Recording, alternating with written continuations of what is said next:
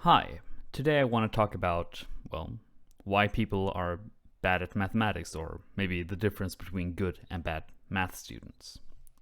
And I'd like to begin by posing a famous riddle. And it's the following. The total cost of producing a bottle together with its cap is $1.10. The bottle costs $1 more to produce than its cap.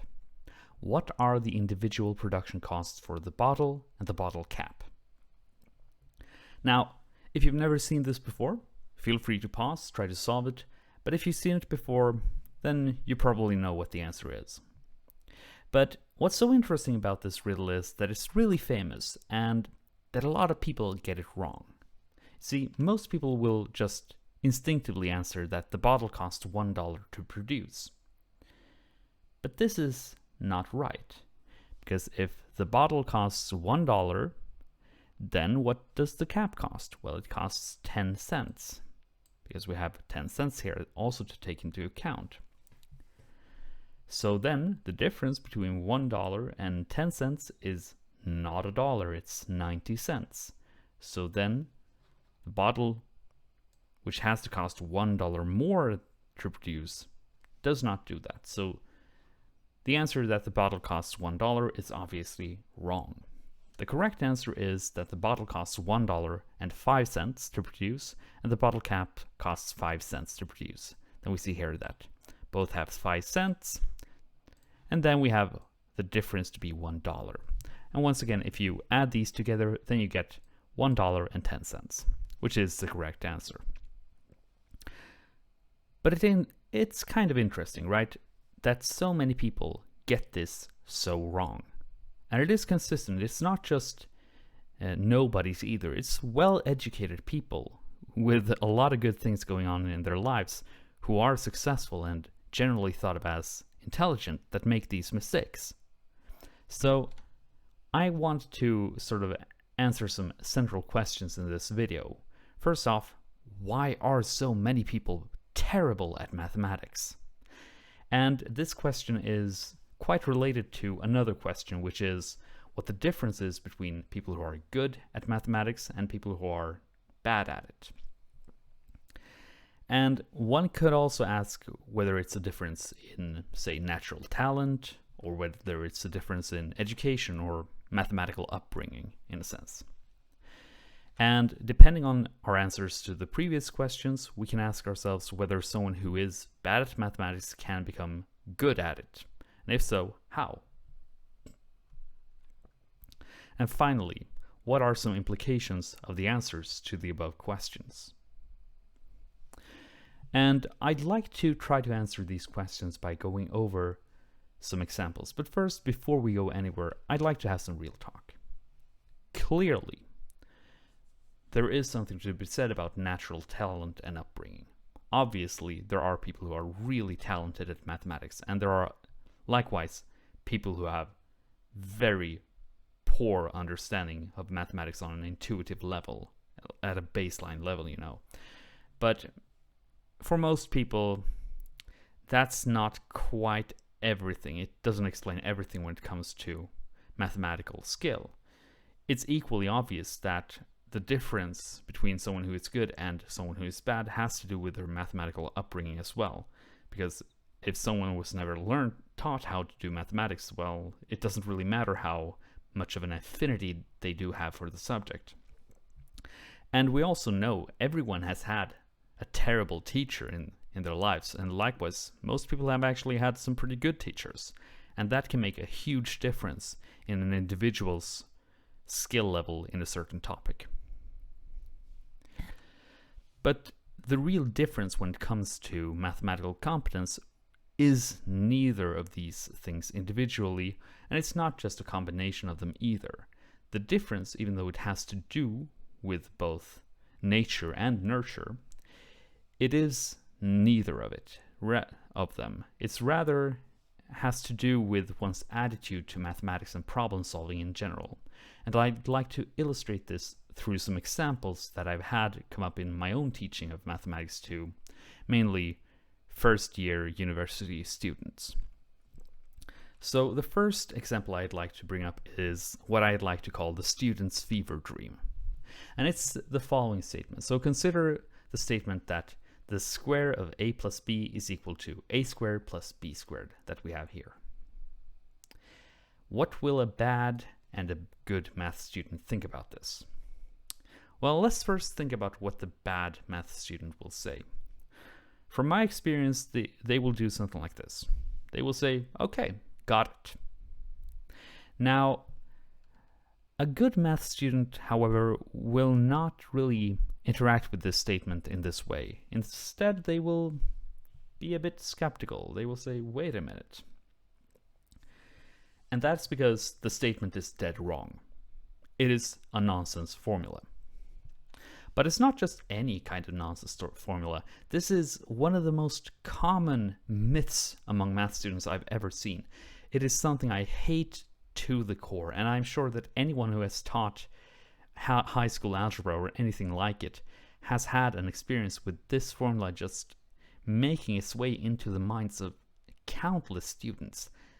And it's so strange because it is so obviously wrong.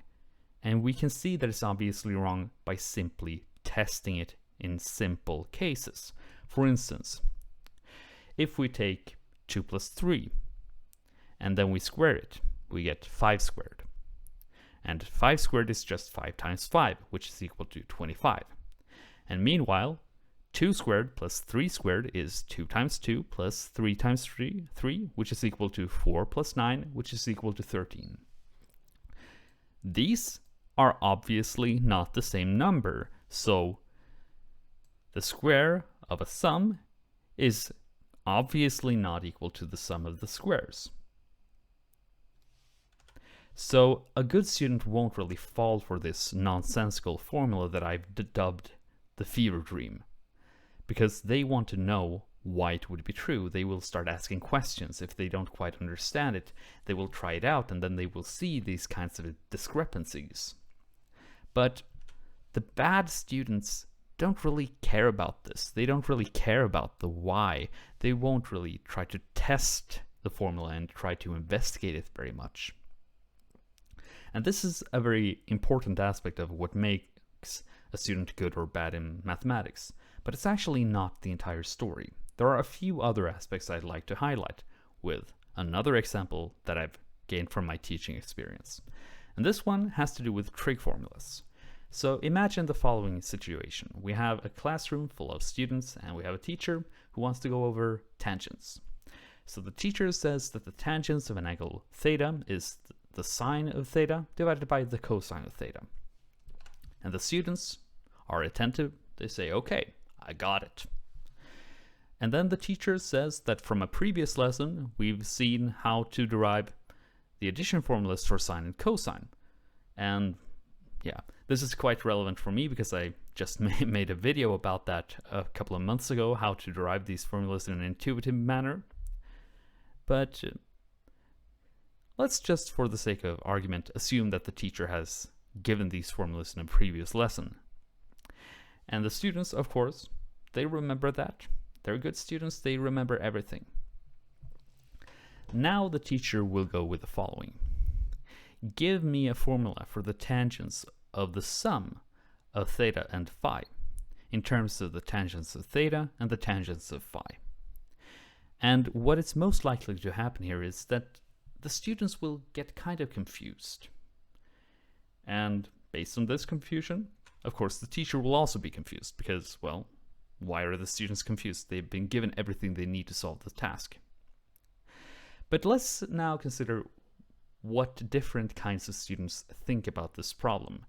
They are given the tangents of an angle, they're given the sine and cosine of an angle sum, and now they're tasked with trying to find the tangents of an angle sum.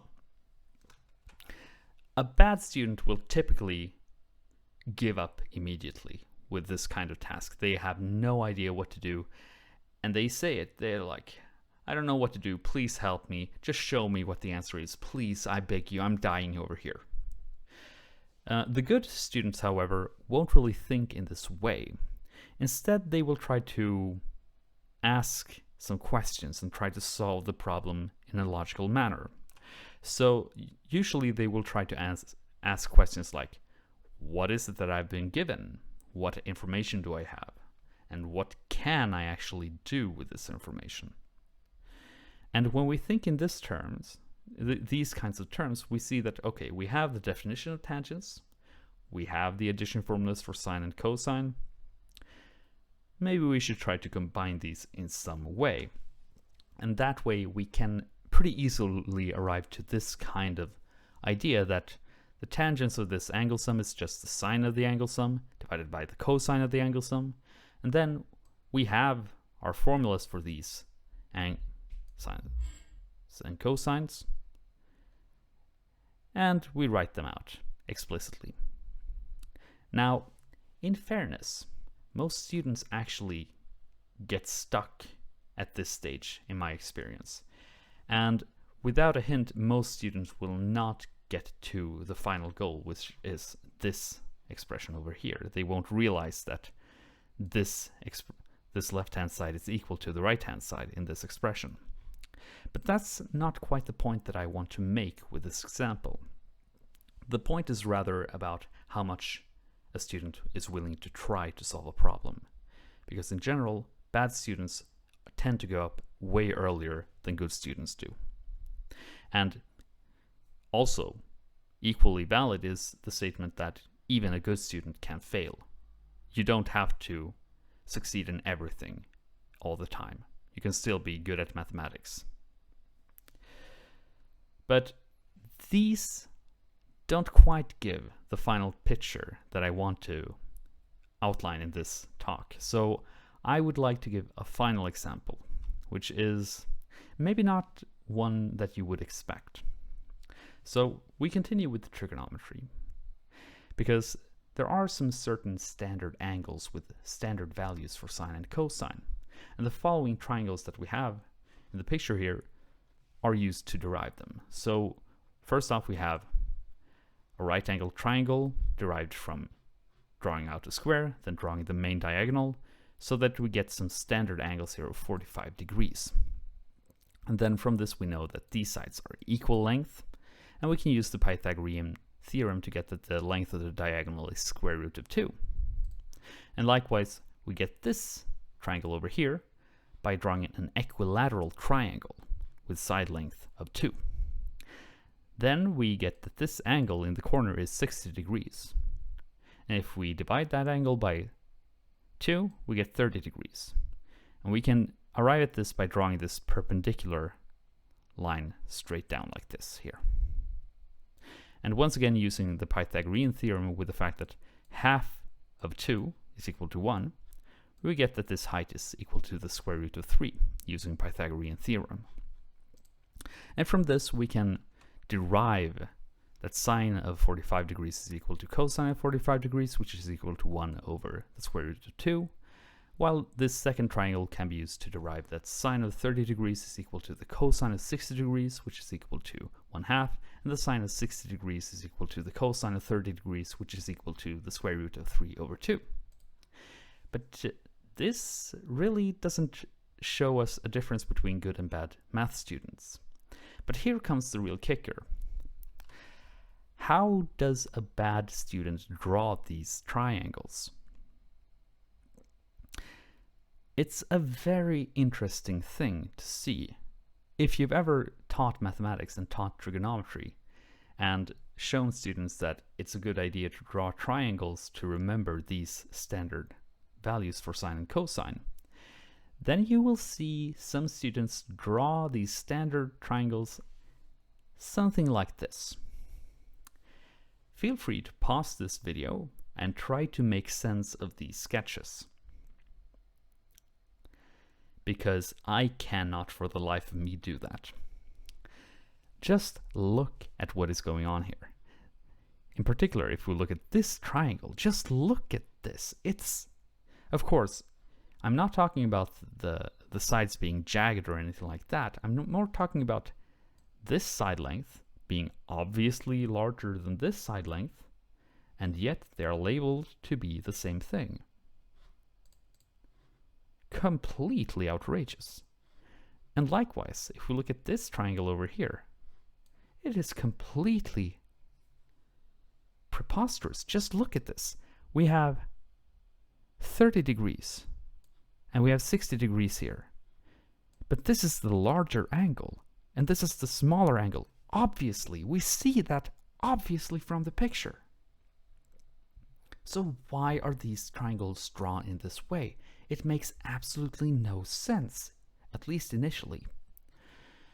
But let's think about how students are taught this. So now I'm going to talk about how students are normally taught this and why they draw the images in this way, because it's actually really enlightening. They are usually taught the standard angles, the standard values for sine and cosine for these standard angles, and then they are told that it's a good idea to draw the triangles out because they can be used to derive them and make sure that everything makes sense. But most students, what they will actually do is that they learn the standard values for sine and cosine for 30, 60, and 45 degrees. And then they kind of know that the teacher said that they should be drawing a triangle to derive these. But they have already memorized them, so they're just drawing a triangle to humor the teacher. They're not actually doing it to help themselves. And that's sort of the whole point. And that is sort of, when I understood this, everything sort of clicked for me. And I will now try to sort of, in the next slide, present my conclusions. And it's important to talk about why it happens before we draw the conclusion. It has to do with what mathematics is and how mathematics is taught. So many people learn about mathematics as a bunch of formulas that are to be used to plug in some numbers, then retrieve a result in the end. And then when asked, why is this the answer? Well, because the formula said so. At the end of the day, it tends to become a lot of just shuffling symbols around, plugging in numbers, and then doing that because of, well, shuffling symbols and plugging in numbers. What are you talking about? That's what mathematics is. And this explains everything about the examples I just showed. If mathematics have no meaning to you, then it becomes impossible to understand how to wield it properly. And in summary, from this, we realize that good math students make their mathematics carry intrinsic meaning. When they write down an equation, there is some meaning to it attached. They know what it means, they know why they wrote it down, and they are doing it to solve a specific problem. But bad math students don't do this. They're writing down the formulas and they're writing down the equations because they're told to do so. So now that we have all of this in mind, why do so many people become bad at mathematics? Well, it's because they're adopting these harmful and bad ways of viewing mathematics. The mathematics makes no sense to them. They're just using it as plugging in numbers in some formula, getting out some answer. That's it. There is no rhyme or reason why the formulas are true. You're just plugging in numbers and then that's it. But why do they adopt these kinds of thought patterns? Is it just because they're dumb? Well, not really, because there are many people who are really bad at mathematics. And if we look at the first example with the bottle and the bottle cap, this is a famous psychological riddle that many, many, many people fail at. And it's way beyond just people who are stereotypically dumb. We're talking about well-educated people who have a highly successful career, who are doing exceedingly well in life, just fail massively at these mathematical riddles. So it's not because of intelligence in and of itself. It's not a good explanation. It has been empirically disproven in many different ways. But then we can ask, well, maybe it's the teacher's fault. Are they all just incompetent? Well, of course, there is something to be said here. If you have a good teacher, they're much more likely to help you succeed. in any given topic. And likewise, if you have a terrible teacher, then they're not going to help you very much. But this in and of itself does not explain everything, because then we would see similar results in every discipline. But we don't do this, at least not internationally all over the place. So there is something else to it, and I'll actually get back to the teacher's role in all of this because I think it's important. But it's important for us to realize that the phenomenon of people being bad at mathematics is actually a systemic phenomenon. It's not something that is down on an individual level. So on a societal level, blaming individuals for this problem is kind of missing the point. And let's get back to teachers. So if you're a teacher, you know that you don't have absolute control over everything you do in the classroom. For instance, you do not have full control over how many students you're teaching. You don't have full control over the curriculum you're being made to teach. And then there are expectations from colleagues, from the principal, from your boss, and even from parents to some of your students. So even if you have some ideas, even if you're trying your best, as a teacher, there are some limitations on what you can do. So what I'm trying to say with this is not that everyone should be let off the hook. This is something we can't fix on a societal level. I'm just trying to point out that this problem, if you will, is quite a complicated one, and it's not easy for one individual to fix it for everyone. It's going to take some serious work and effort to improve this kind of problem all around the world. But on a more individual level, small scale level, what can we do? Well, as a teacher, maybe just the awareness takes you a long way. So be aware of why some students develop bad mental habits with regards to mathematics, and try to maybe think whether you have some of these bad habits. Are you promoting bad habits through the way you teach? It can be worth to do some reflection about that and constantly trying to improve your teaching. And of course, something that is very important to do either way is to communicate with your students clearly. It's a two-way street here. And be careful. Make sure that they properly understand what they are supposed to be taught. This is true for every discipline. It's not just mathematics, but human beings have an immense capacity to misunderstand what it is that they're supposed to be being taught. You have students who have their preconceptions being brought from home, being brought from previous classes, and they have these ideas that they sometimes are not even aware about. And just know that people can think they are doing what they're being told while doing the exact opposite of what they're being told. So just have an open dialogue. Be clear about what it is that you want your students to actually learn. And be clear about it not just being plugging in numbers into formulas. Because at the end of the day, that's not going to teach them mathematics. And if we just move from the teacher to a student, what can you do to improve your mathematics? The most important thing here is to engage in some introspection. So try to ask yourself whether you are having some of these bad mental habits when it comes to mathematics.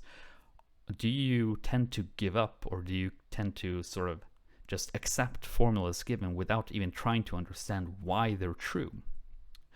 And when it comes down to it, if you realize that you're not really caring too much about why it's true, then maybe try to make an effort to change that in a bit and try to make sure that the mathematics makes sense to you in a way.